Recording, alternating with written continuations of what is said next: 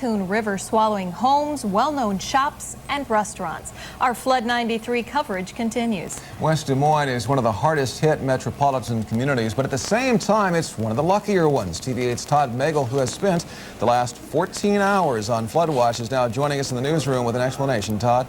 Well, Steve, West Des Moines is lucky because it has the largest supply of safe drinking water in the metro because it's on a separate system than Des Moines and most of the other suburbs. But even that drinking water won't help the thousands who were evacuated by the floodwaters in Valley Junction.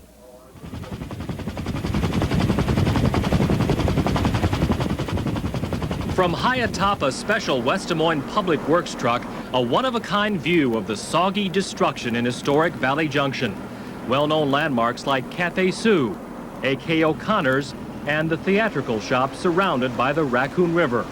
And all around the downtown area, homes ruined by muddy water. Main thing, I didn't have time to move out my baby grand piano, so that'll probably go for a loss. It's come in, about 3 inches deep inside the house. Despite a mandatory evacuation of 3,500 residents, a few people stayed behind to protect their homes.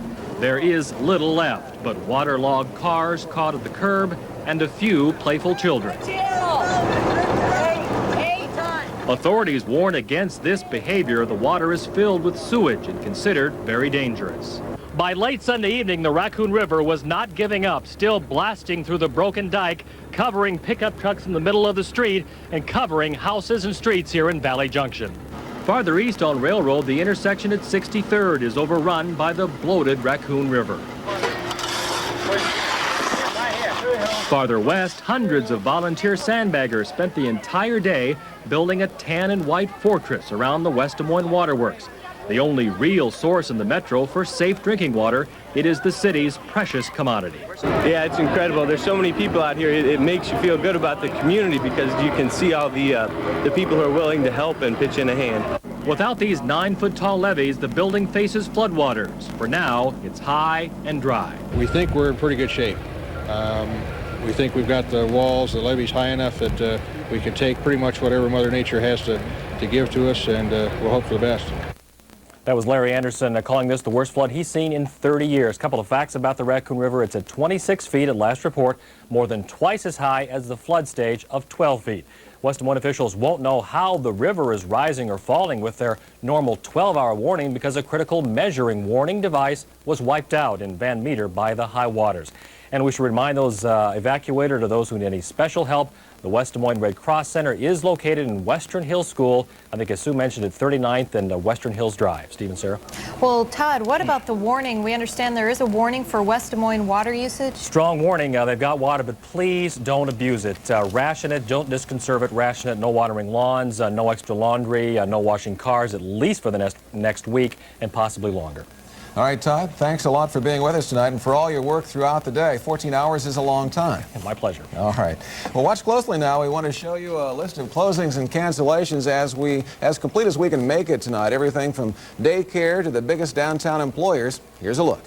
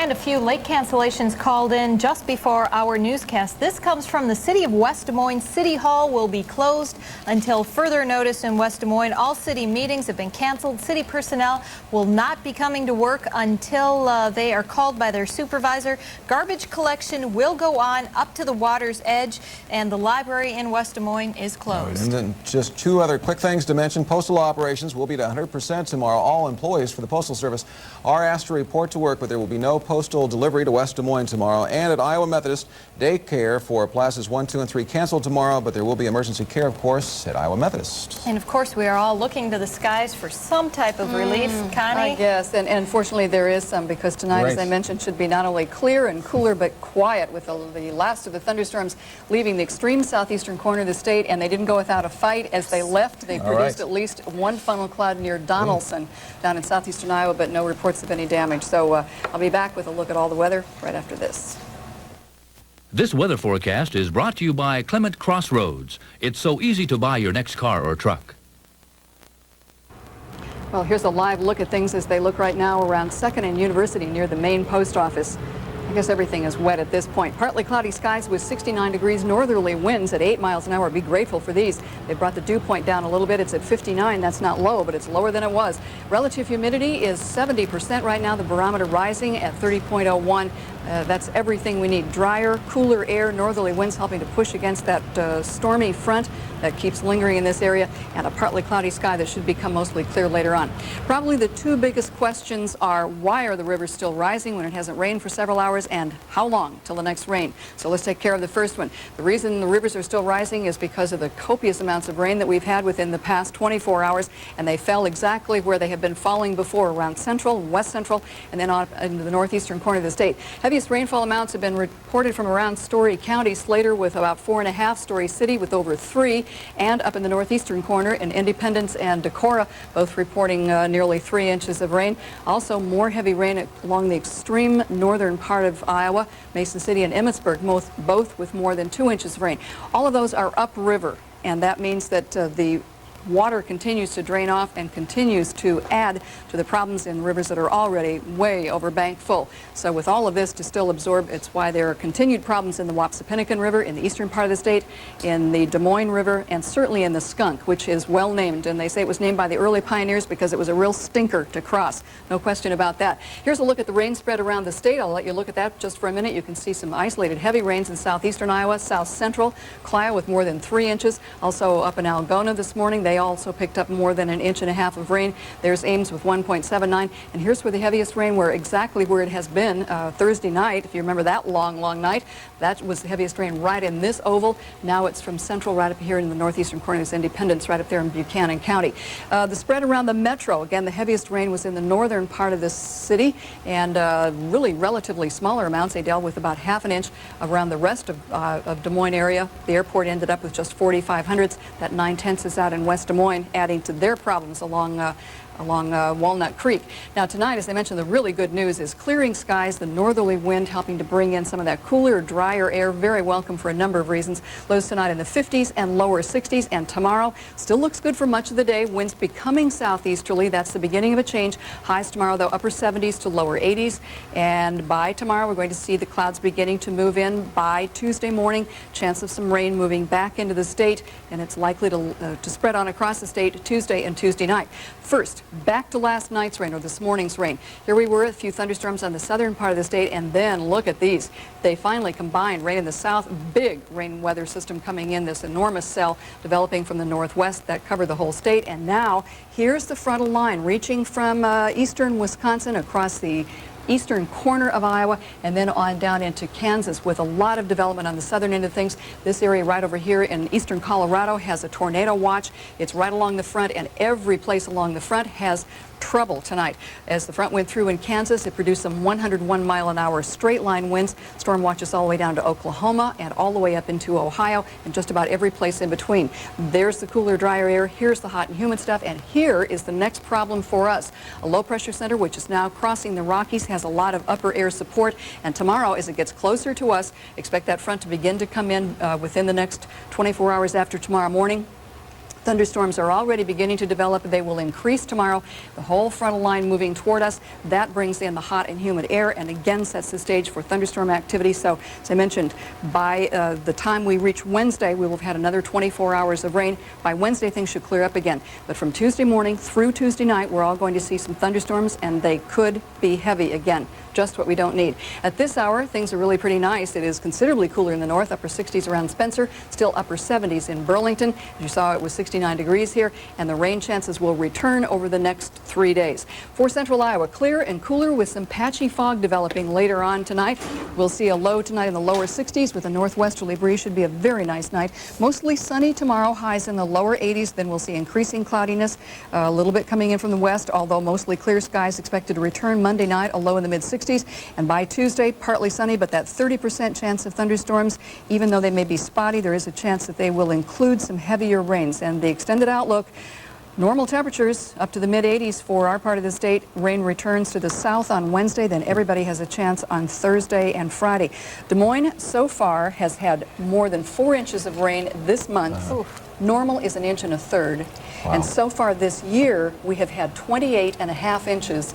Normal, that's 11 inches above normal. No wonder we have trouble. And north of us, they've had an additional 5 to 7 inches above that. Sarah just dropped her pin when she saw the extended forecast, so that gives you an idea of the impact there. Everyone's looking for a high-pressure ridge to develop, and it just hasn't done it yet. Let's take tomorrow's forecast and photocopy it. Can we do that? I like that. We'll Okay. duplicate it. Thanks, Connie. Thanks, Connie. Well, John Walters is up next, and even sports is not immune to all this flooding. That's right. He's going to take us to Sec Taylor Stadium, where there's some substantial damage. That and the rest of the day's sports is next. For up-to-the-minute weather information, day or night, call the TV-8 Weather Beacon Forecast at 262-7173. Brought to you by Strauss Safe & Lock Company, now with 2 locations. Tonight's sports is brought to you by your local Ford dealer. Have you driven a Ford lately? Well, the I-Cubs probably won't be playing at Sec Taylor anytime soon. I don't think so. If you saw the pictures at the top of our news, you know just how inundated Sec Taylor Stadium is right now, John. Fortunately, over the last couple hours, it seems to have receded a little bit, so maybe that situation is improving. The Iowa Cubs are on the road this week, and it's a good thing. Sec Taylor Stadium won't be ready for baseball for quite some time. This was the view from outside the ballpark this afternoon. Sec Taylor, a veritable Gilligan's Island between the Raccoon and Des Moines rivers. The parking lot was completely underwater. It was more than waist high in some areas of the lot. Now, water would get inside the ballpark as well, and we went in this afternoon to get some idea of the damage from iCubs groundskeeper Mike Andreessen. You know, I don't see how we can save that outfield grass. It's going to be underwater for quite a while, I think, the way it sounds. How high is it at the deepest point, you think, in the grass? The signs are a good foot and a half off the ground, and they're up another foot to 2 foot there, so it's probably 3 feet deep by the wall. And then the grade of the field comes up, so it just tapers off. It pretty much has nowhere to go, doesn't it? Right, I don't see any place that water can go except back, you know, we're concrete all the way around except the outfield fence. And it's just got to recede out of there. Ground's so saturated, we're not going to lose any that way. Is there any chance that the water that's in the outfield now can continue to rise and eventually cover the whole field, you think? Oh, sure, and it doesn't have far to go either. I would imagine the infield grade is 2 to 3 feet above where the water level is now, so it doesn't have to go far, and we're all underwater. Looks like the dugouts aren't in real good shape either. No, all the boards came up. We got to start over there. They have drains that drain into the sewer system. I'm sure the water came up from there, and we just have to wait for that to go down. I don't know when that'll be. The last few rains that we had before the flooding here started, we would see a lot of water come up, and you know, we had to wait for water to go down before we could play games. Teams due back a week from Friday. Any chance at all of the team being able to play on this field in the foreseeable future? Normally, I guess I would say no, there's no chance as far as I'm concerned, but with the construction of the new stadium last spring, we know how fast that stuff can come together, and yeah, we're going to make every effort we can and get the people in that it takes, and everything will have to fall into place, and if it does, we'll be all right. If things don't fall into place and we're unlucky like everyone else is. Wishful thinking, best case scenario, what would happen? Oh, best case scenario, no more rain. The water levels go down, you know, and we'll just start at first base and work our way around. iCubs General Manager Sam Burnaby was in Albuquerque, New Mexico today. That'll be the site of this week's AAA All-Star Game. Burnaby's expected back sometime tonight, and we hope to get some kind of comment from him concerning the immediate future of the iCubs tomorrow. Again, they're not due back until July 23rd. Andreessen is hopeful, however, that the field can be cleaned up by that time. No such problems in Buffalo tonight, where the iCubs pulled off their 52nd victory of the season, and that's significant because last year the team won just 51 games all year, 7-5 the final tonight. In the majors today, another matchup between the division leaders in the National League, and once again, the Giants and Phillies having to put up with incredible heat on the field at Veterans Stadium. But Barry Bonds has been hot all year long. The rope to left center right here. Bonds almost getting it out of the yard. It would go high off the wall for a double. 2 runs scored, and the Giants were up 5-1. Later in the same inning, Dave Martinez would add a solid base hit to center field. That scored Bonds. The Giants go on to pound Philadelphia pitching for the 3rd time in 4 games. 10-2 the final today. Other National League scores, Houston handled the Cubs again. Pittsburgh was a 3-2 winner over Cincinnati. Montreal edged San Diego. Colorado got by the Cards 4-1. Atlanta doubled up on the Fish, and Los Angeles over New York 2-1. In the American League today, the Kansas City Royals trying to keep pace with the White Sox in the West. The Royals hosting Detroit, and Brian McRae comes through with a nice squeeze bunt. Not only does he get Greg Gagne home, he also beats it out for a base hit. The Royals then put the game away with a 5-run 6th inning. Kevin McReynolds capping it with the base hit to left field. That scored a pair of runs to make it 6-2 Kansas City. They hang on to win it by that score. The Royals stay just a game back of the Sox, and so does Texas after an 11-6 victory over Toronto. And as for Chicago, Frank Thomas with a pair of homers to lead the way in an 11-5 victory over Baltimore. Elsewhere, Cal Eldred the winner as Milwaukee edges the Twins. Boston got by Oakland 3-2, and a couple of extra inning games. California over the Yankees in 14. Seattle edged the Tribe in 11. In golf today, the final round of the Hawkeye Open in Iowa City. This weekend stop on the Nike Tour shortened to 54 holes because of the weather. Dave Stockton Jr. would pull away from the field to finish at 13 under par, 200, good for a 4-stroke win over Mike Heinen. At the U.S. Senior Open today in Denver, Jack Nicklaus rolled in this birdie putt on 16 to take the lead for good. Nicklaus holding off at 6 under par for the tournament, 1 stroke better than Tom Weiskopf. Kermit Zarley was 3rd as Nicklaus wins the U.S. Senior Open. And Jim Gallagher Jr. has won the PGA's Busch Classic by 2 strokes over Chip Beck. Dave Rummels finished in tie for 3rd. In auto racing today, Rusty Wallace claimed his 5th victory of the season, winning the Slick 50 300 NASCAR event in New Hampshire. Wallace led for the final 29 laps. Mark Martin was 2nd. An American took today's 8th stage of the Tour de France. Lance Armstrong of Plano, Texas, the winner. He's now 12th overall. Belgium's Johan Miuseu is still the overall leader. And finally tonight, time for the play of the week. It wasn't much of a play, but it was a heck of a week for former Ames High pitcher Steve Dreyer. Wednesday night, Dreyer would make his first start at Sec Taylor Stadium for the Oklahoma 89ers, and he strikes out Greg Smith right here en route to his 3rd win of the season. Dreyer worked 7 innings, allowing just 2 runs and striking out 6. He picks up the much coveted play of the week. And we would only hope that it continues to get Dreyer at Sec Taylor Stadium. You know, you took my line, John. I always do that. Gosh. I think you guys will join me in thanking TV-8 Sports Todd Bailey. Absolutely. And in the case of this weekend, TV-8 News Todd Bailey, who has basically worked throughout the night. Incredible. And is just about off his feet right now, I imagine. About 4 work days in a row, I think, back to back. I heard he was still going, so we'll look for more reports. He's somewhat on of a that. legend. Yes, Yeah. yes. We'll be right back with those 3 telephone numbers to recap for you, as we promised. Plus, we'll be going back live to TV-8 Sue Mason along the Des Moines River. Stay with us. Recapping our top story tonight, here now are those 3 numbers that we promised you earlier in the newscast that we would repeat, numbers that you can call for flood help. First, the hotline for any questions about getting water. You can call 262-5055. If you have information that you believe the Flooding Command Center in Des Moines should know, you can call them and inform them at 262-0098. And if you are impacted by the floodwaters and you need assistance of any kind, there's a number where you can get help. It's 965-8251. Now let's check back with TV-8 Sue Mason. She's along the Des Moines River in downtown Des Moines with an update. Sue? Well, Sarah, we are in the area of 2nd and University, and you can see the streets are flooded behind me. Several streets flooded in downtown Des Moines. That, along with the drinking water problem, has prompted city officials to ask downtown employees just to stay home tomorrow. It's safer that way. But not postal employees. You can see the main post office is right across the street over here, and they are fully operational. They are expected to report to work tomorrow, and Des Moines Postal Service should be delivered tomorrow. West Des Moines will not have postal service. And of course, we'll have updates on this throughout the day. Back to you. All right, Sue, thanks a lot.